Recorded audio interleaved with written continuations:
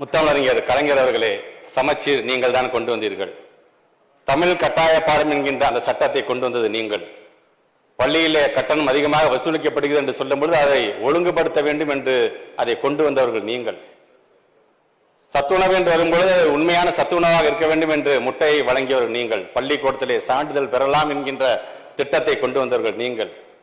அதே போன்று விலையில்லா பாடநூலை வழங்கியவர் நீங்கள். ஏன் நமது பாடநூல் கழகத்தை உருவாக்கியவரும் நீங்கள். அண்ணா நூற்றாண்டு நூலகத்தை கொண்டு வந்தவர்கள் நீங்கள். இன்றைக்கு நீங்கள் எங்கே விட்டு சென்றிருக்கிறீர்களோ அந்த இடத்திலிருந்து எங்களுடைய முதலமைச்சர். ஏன் அப்போ அந்த அரசாங்கம் உங்களுக்கு அந்த பணியை நிரந்தரம் செய்யல? அதில் என்ன சிக்கல் இருக்கு? எல்லாருக்கும் ஈக்குவலான அதே ஆற்றல தான் நீங்க இருக்கீங்க. நீங்க உங்க திறமையை வெளிப்படுத்துறீங்க. உங்களுக்கு இருக்கக்கூடிய சில குறைபாடுகளையும் தாண்டி பணி செய்யணும்னு நினைக்கிறீங்க. ஆனா ஏன் அந்த வேலை மறுக்கப்படுது? என்ன பிரச்சனை இருக்கு அதுல? 2008 மாற்றுத்திறனாளிகள் ஒரு மிகப்பெரிய ஒரு போராட்டத்தை முன்னெடுத்தாங்க. எப்படின்னு கேட்டா, ஒரு மனித சங்கிலி போராட்டத்தை அவங்க மாற்றுத்திறனாளிகள் நடத்தினாங்க. அப்போதைய முதலமைச்சராக இருந்த திரு கலைஞர் ஐயா அவர்கள் அந்த போராட்டத்தை டிவியில் பார்த்துட்டு மாற்றுத்திறனாளிகளை அழைச்சி பேசினாங்க.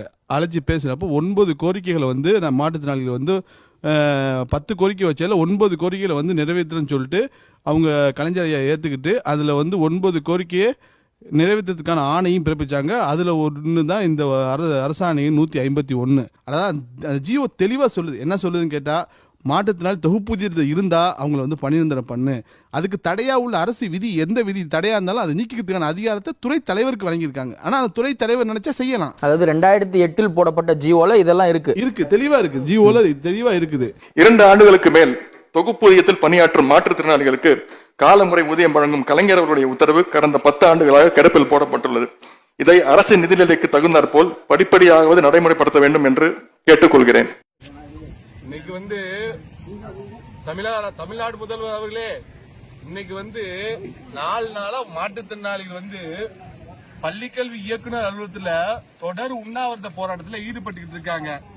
ஆனா நீங்க பாட்டும் அழகா பயணத்துல சுத்திக்கிட்டு இருக்கீங்க, ஏசில உட்கார்ந்து இருக்கீங்க, எல்லாம் பண்றீங்க. ஆனா எங்களுடைய நிலைமை உங்களுக்கு தெரிஞ்சும் தெரியாம இருக்கிறீங்க. அதாவது ஒரு மாற்றுத்திறனாளிகள் பாருங்க, இன்னைக்கு வெயில்ல உட்கார்ந்து இருக்காங்க. மாற்றுத்திறனாளி அமைச்சர் நீங்க வெயில்ல உட்கார்ந்து இருக்காங்க. வெயில்ல உட்கார்ந்துட்டு வருத்திக்கிட்டு உண்ணாவிரத போராட்டத்தில் ஈடுபடுறாங்க. ஆனா அதிகாரிகள் இதுவரைக்கும் வரல, பேச்சுவார்த்தைக்கு வரல. அப்ப மாற்றுத்திறனாளிகள் வெயிலே கடந்து செத்தாலும் பரவாயில்ல, அதிகாரிகள் வரக்கூடாதுன்னு உத்தரவு போட்டிருக்கீங்களா? அதிகாரிகள் உத்தரவு போட்டிருக்கீங்களா? சொல்லுங்க சார். ஒரு மாற்றுத்திறனாளிகளை பர்மனன்ட் பண்றதுக்கு எவ்வளவு சார் தேவைப்பட போகுது நிதி?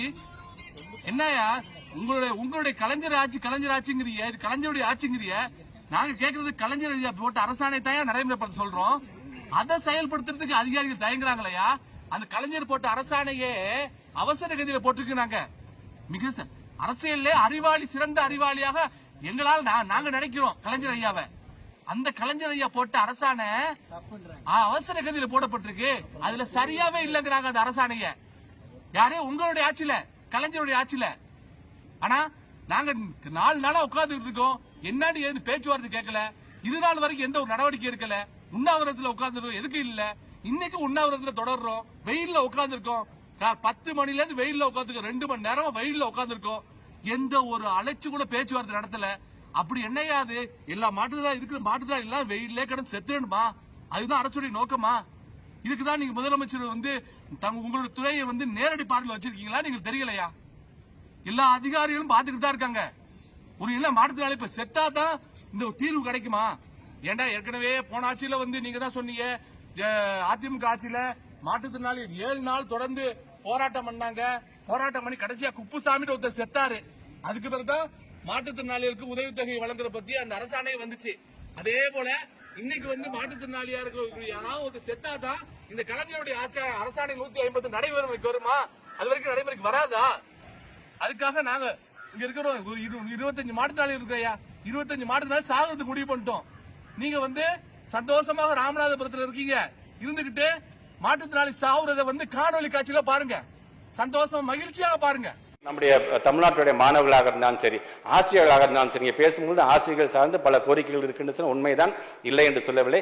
அதை படிப்படியாக மாங்குடி அண்ணன் எல்லாம் பேசும்போது கூட 12,500 ரூபாய் நம்ம வழங்குகிறோம் என்று சொன்னார்கள். உண்மைதான். பகுதி நேர ஆசிரியர்கள் ஒரு காலத்தில் 8,000 என்பது அது 10,000 மாறினது. மீண்டும் அதுக்கு 2,500 ரூபாய் அதிகம் கொடுத்தது மட்டுமல்ல, அவர்களுக்கான வயது வரமையை நாம் அதிகப்படுத்தி இருக்கணும், அவர்களுக்கான டிரான்ஸ்வர்ஸை நம்ம கொடுத்திருக்கணும். இப்படி ஒவ்வொன்றாக செய்யும் பொழுது கண்டிப்பாக அவர்கள் கேட்கின்ற கோரிக்கைகள் வருங்காலத்தில் நம்முடைய தமிழ்நாட்டுடைய முதலமைச்சர் செய்வார் என்கின்ற அந்த நம்பிக்கையை நான் சொல்ல கடமைப்பட்டிருக்கின்றேன்.